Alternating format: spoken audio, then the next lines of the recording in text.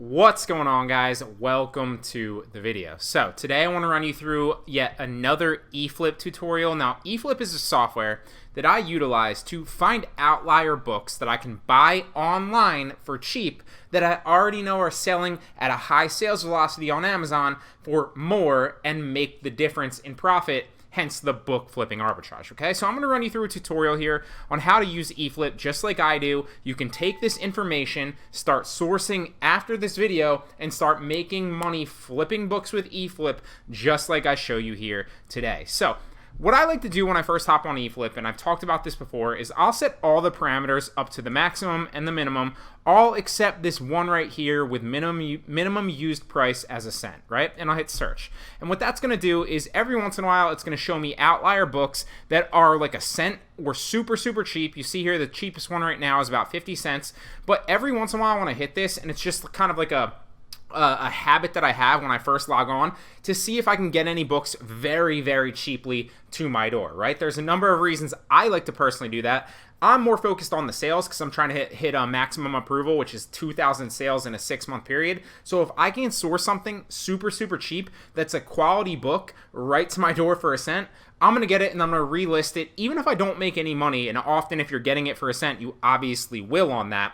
Even if I don't make any money, I'm interested in the sale. So I just like to do that, and you can get cheap inventory doing that. So every once in a while, like I said, you'll see a few here that are like a cent or like 9 cents or 10 cents. And I'll literally add them all to my cart and buy them to my door via Amazon for like whatever it is total, like whatever that would be, like 29 cents for 3 books. And then I relist them and I end up making a couple bucks just selling those 3 books. But more importantly to me, I get the sale, okay? So now let's sort through, and I'll show you how I like to play around with these parameters. Now, there's a number of ways that you can use eFlip to make money reselling books, okay? And there's a number of ways that you can use the software to find outlier books. You can find outlier books that are, cheaper used books and then ship them into FBA and sell them at a higher price to get the used book buy box, because in some books, there's a used book buy box and then there's a new book buy box. So it's a little bit different than other products. With books, there tends to be usually a used and a new, and you'll see that here when we go through here in a second.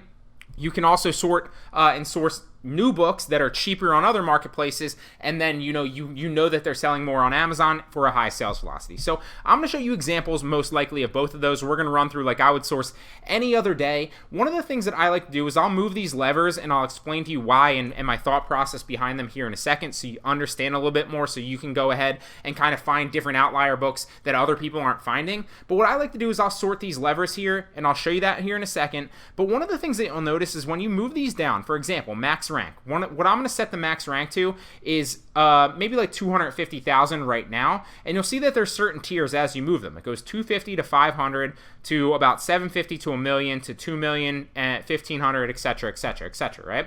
Same thing with max use price, right? If I move this up, it's going to go to 10 cents. 25 cents, all the way up to $1, $2, $3. So there's tiers here. But what I like to do is, because every once in a while, it's just like doing product research on like a private label product, right? You want to use the levers, but you also want to find different books and different looks that other people might not be seeing. So what I'll do, if you see here, it's 2010, it goes to 2012, maybe, and this should move up to 2014. Okay, so we're going to leave it here at 2013 here to give you an example. But if I move all these down to like 250, and another little caveat here before we jump into this is books actually sell at a higher margin. So where my general rule of thumb for selling other arbitrage products is stay below 100,000 bestseller rank. With books, you can really go all the way up to 1 million, and they pretty much sell pretty fast. Obviously, with a lower bestseller rank, the more the sales, right? So I like to use Jungle Scout, and I'll show you that here in a second, to get a legitimate estimate of the books as well. And that's another reason you want Jungle Scout. I'll make sure to drop Jungle Scout down in the description. It's well worth its weight in gold. I think it's a $99 yearly payment now for Jungle Scout. I don't even really track it. It's in my expenses spreadsheet. I don't really even pay attention to it, but it's well worth it whether you're sourcing other arbitrage products or books. So enough talking. Let me show you what I mean. We're going to take this actually down to like 2011 right here. So we're going to type in 2011.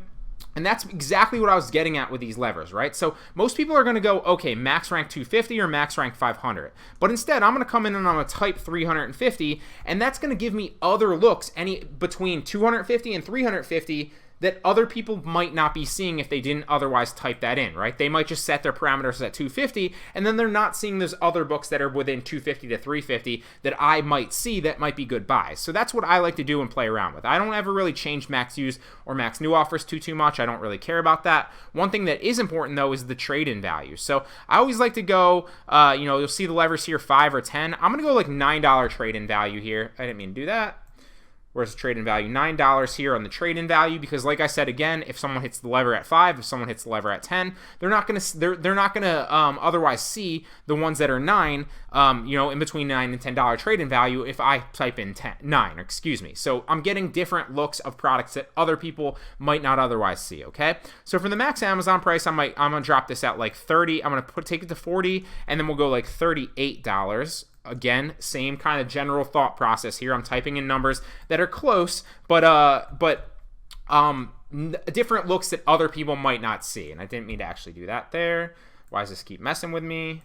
So 9 here. So now we have 2011 max publish date. We're at 350 for the max rank and max average rank. Didn't change these at all. Max trade-in value is 9. Max Amazon price is 38. Max new price is 38. And we'll move the used price all the way up to like we'll go $5 right here, okay? Or you know what? We're actually going to type in $490. 491. Why not, right? And what that's going to do is that's going to give me different looks as to, what other people might not be typing in. And obviously the more you see some of these tutorials, the more you'll understand, how to set these numbers up. The reason I like the max publish date right here, minimum 2011, is because that's going to give me more relevant textbooks or books, and especially same thing with the trade-in value here. You always want to have the trade-in value levered up, and that's going to give you a better example of textbooks. And if they have a trade-in value, that they're still that they're their most recent edition, or at least that edition is still in demand at certain colleges. Okay, now this isn't always just textbooks with this software, but clearly that's what I'm focused on right now. It's the end of it's the beginning of Q4. We're approaching October here. It's about the end of September. Don't have my months right. And obviously Q4 the sales velocity on Amazon so super high. So I might sell all these textbooks super fast in Q4, but even if they don't sell, they're going to sell a lot faster and for a higher margin in the beginning of the spring textbook season, which I believe is about the end of December to like mid or early February. So regardless, I have a window right here of like 5 to 6 months potentially where these textbooks are going to sell for a higher margin and a lot faster. So that's why I'm sourcing right now. Now, you don't ever have to really play around with like the account type right here, personal or business, and you don't ever have to really pay attention with show rentals. I don't really ever show the rentals, but you can. And I also don't really ever click Amazon Smile, although you can.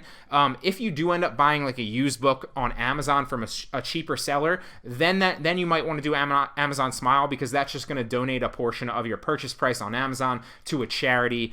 So you can always click that if you want. It doesn't hurt you, but it is going to help charities. If you're paying for books, you might as well. Okay, so then we're going to hit search, and all these parameters are going to go into the software, and it's going to shoot me out textbooks that fit all those parameters. Okay, so that's where we are right now. You also, just like any other form of arbitrage, right? You always want to have your Seller Central open with inventory add a product, so that we add these ISBNs, into Seller Central to make sure that we indeed can sell them. Now you might, and this is a misconception that I had as well when I first started selling books, you might think that you can sell every single book because books are not a gated category, right? Whereas other brands are gated, other categories are sometimes gated. But actually, Amazon has started gating some of the highest ranked textbooks. So if you get a textbook that's ranked like 10,000 in that category, or like 50,000 in that category, sometimes it will be gated and you won't be able to sell it. So it's important to always check. 99.9% of the time, you're going to be able to sell the book, obviously, but it's always just important to check so you're not dropping like 30 to 40 bucks on a book and finding out that you can't sell it, because that would be bad, right? So it's also important to keep track of your inventory, and once we get a potential good buy, I'll show you kind of how I do it. I like to do it this way. I'll have like title of the book so I know exactly what comes. So when it comes to my house, I'll check my spreadsheet and be like, okay, this came. Same thing with a link to the book on Amazon so that I don't play any guessing games in the future. I'm not scanning it in, because when you do use the seller app or you're scanning a book in, obviously most of the time it's going to give you the right book in the right condition, in the right variation, and so on and so forth. However, it does sometimes scan in and give you a different copy of the book, or a different version of the book, or a different book altogether. So I don't want to play any guessing games. I just like to have the link, and I'll literally go in, click the link, grab the ISBN, and add it to Seller Central via my laptop from the link, so I'm not playing any guessing games and I just know, okay? I also keep track of whether it was delivered or not, and if you see here, this should be Ys because they're green.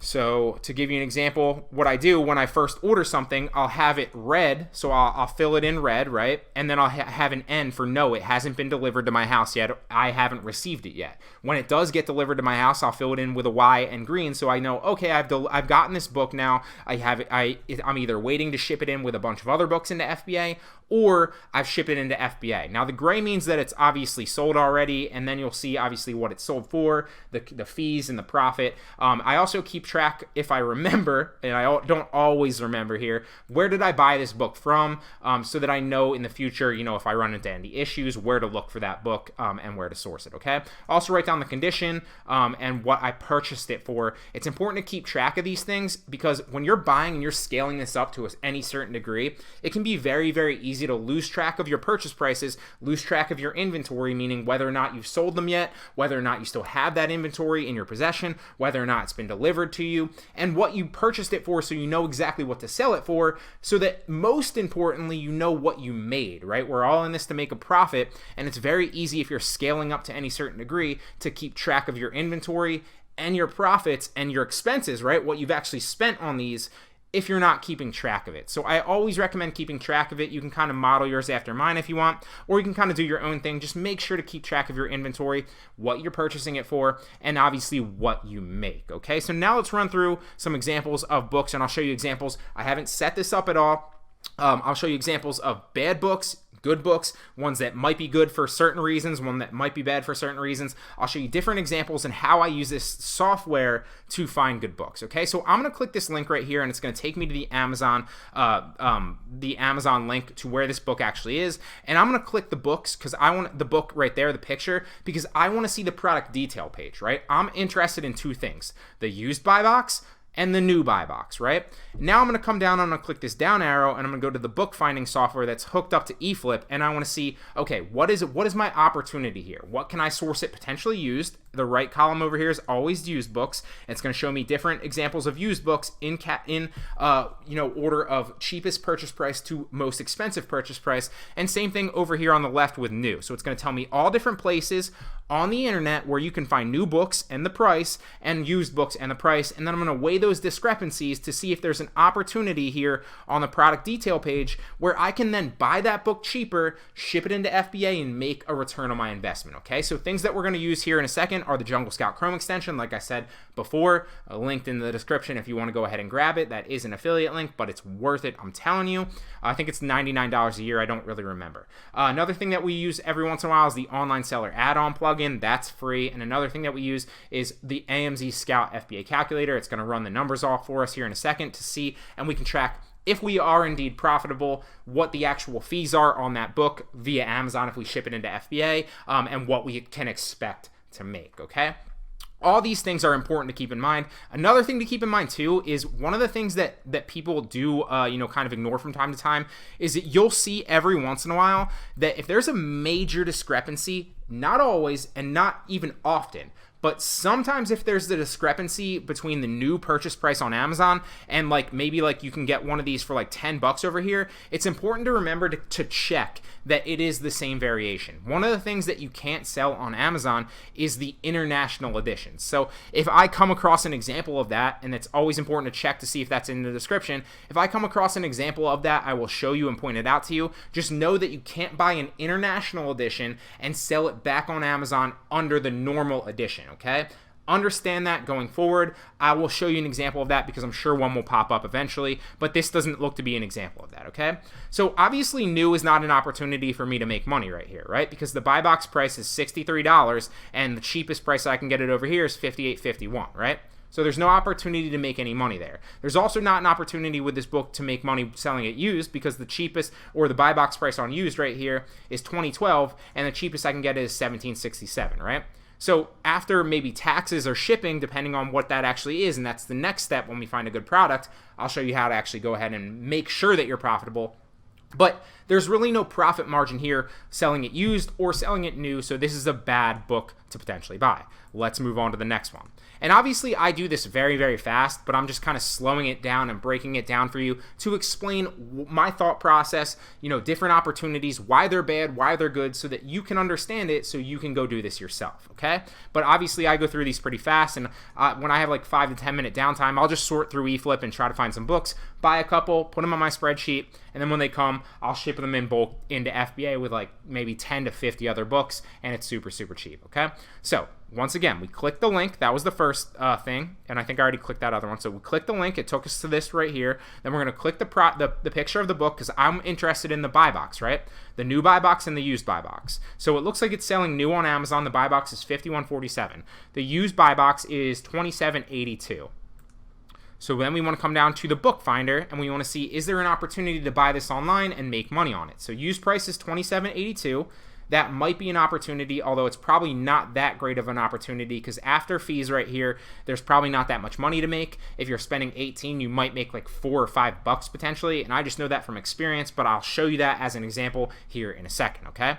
Now, there's not that big of an opportunity. There's no opportunity really buying it new, because the new buy box here is $51.47, and the cheapest I can get it is $46.26, okay? So that's a bad example of a new buy box. Let's see. Used, I already know, is a bad example, but let me show you, okay? And like I said too, I would run through this super fast and sort like 5 to 10 books in like a couple minutes. So it's okay if you're finding like 3 to 5 books, or like 10 books even, or 20 books even, that are bad. All you really need is one, and then you can make a good margin, and then you just keep doing that over and over and over and over and over again. There are tens of millions of books in the eFlip software that you can use and find outliers on. There's opportunity there, and it's immense. So let's use the AMZ Scout Calculator right here to see if it's profitable selling the new copy of this book and shipping it into FBA, okay? All right, so every once in a while, because this is the free version, it does get a little finicky, and when I click it, it doesn't pop up, and it doesn't look like Jungle Scout's popping up either, so it might be something with my browser right now. I'd have to restart my computer, but because we're in the middle of a tutorial, we are not going to do that, okay? So check the other tutorials. I've shown countless examples of using this before, and it's very, very easy to use. It pops down in a drop-down menu, and you can literally use it. Same thing with Jungle Scout. But we can just guesstimate based on the bestseller rank, so we're going to use that instead of Jungle Scout, and obviously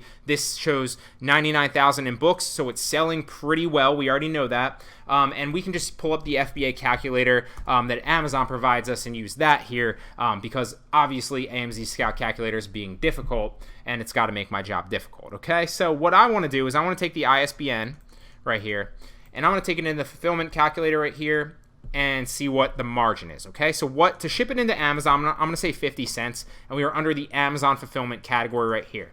I'm saying 50 cents because I'm never going to ship this one book into Amazon myself. Usually I ship it in with like 50 other books, or like 10 other books, or sometimes even like 20 other books, depending on how many books I accumulate at once, how many I've bought. And when I find that, okay, I have enough, I'm going to ship them into FBA now.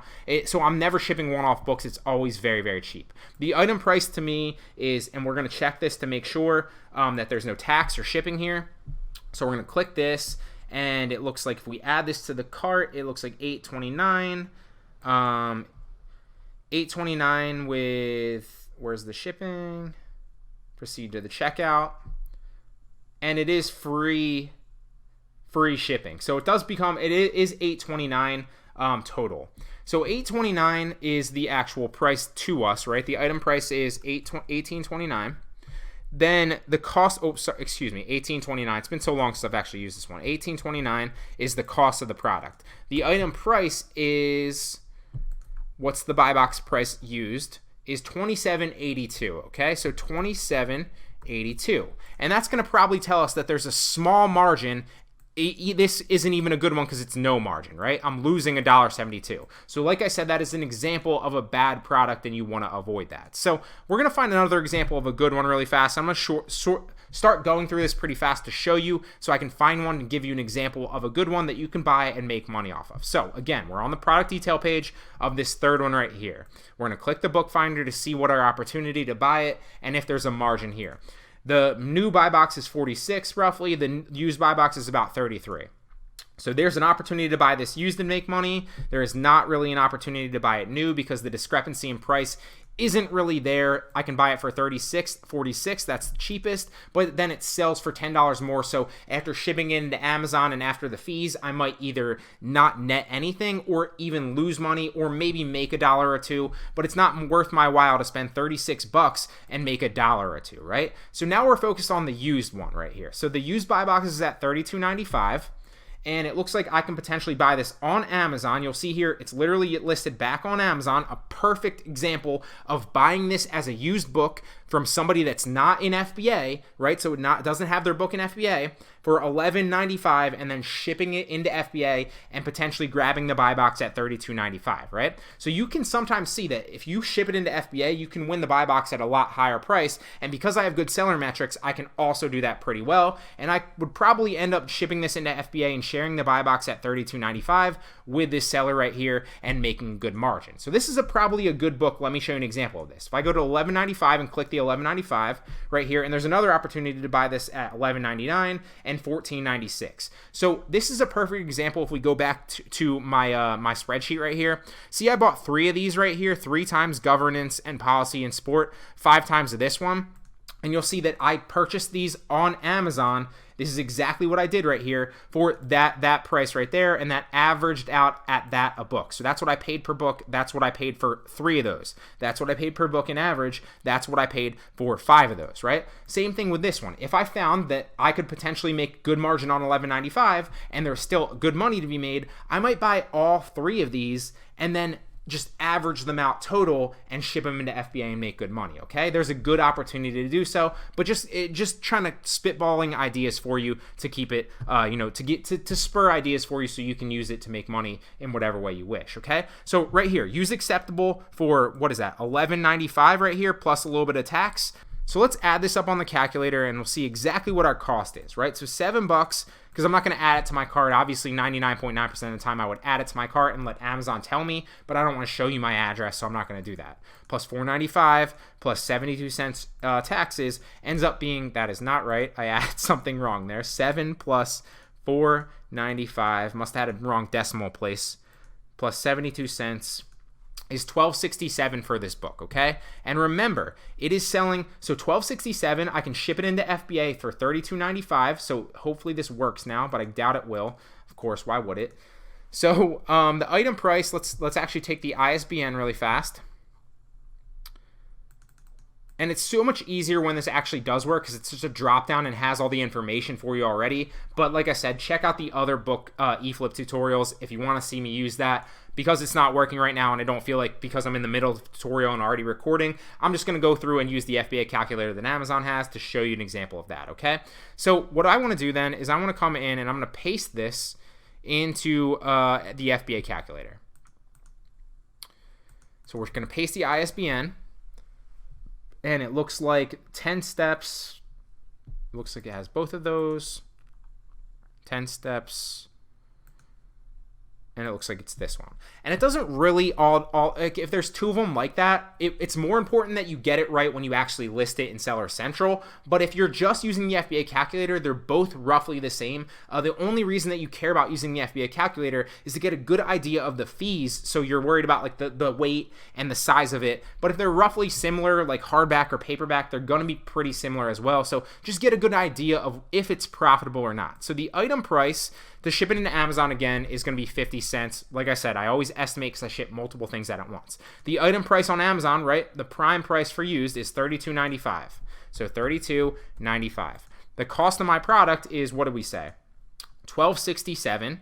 So let's go back, $12.67.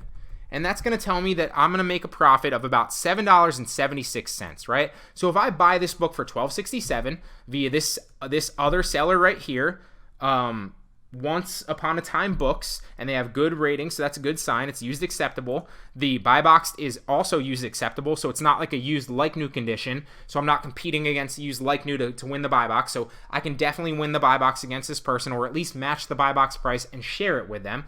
So I'm gonna go ahead and buy this for $12.67 from this seller right here, and I'm gonna ship it into FBA, listed at the same price, match the buy box, and eventually make $7.76, right? So that's like 75% return on my investment, roughly. I'm just spitballing in my head right now because I'm gonna make $7.76 back on $12.67, and let's see how fast it's gonna sell, right? Because another thing that's important is we need to make sure that we can sell it, and it does sell fast. So this is a really low ranking in books. It's 24,000, so it's probably selling very quickly. Remember, anything under $1 million is going to sell. You probably want to stay under 500,000 to be safe and have it sell quickly. Although if there's a great margin on something, like $100 margin or something, for example, like this one right here, there was like a $40 margin. This one right here, there's an $80 margin. I remember this one sold, the buy box price was $179. I bought it for $63, and I think the rank was like 800 something thousand, right? But it eventually sold anyway, and I made a good margin on it. So it all depends on how long you're willing to wait on your money to get it back, and how much you're spending, right? There's so many different nuances. I'm just giving you examples. So because Jungle Scout, like my computer's not working right now for whatever reason, it seems like I need to reboot it. These plugins just stopped working. So we want to make sure that we can sell it because it is a very low rank, and we can sell it in new, collectible, and used conditions. So that's an example of a great book that you can go ahead and buy for, like I said, $12.67 from this other seller right here.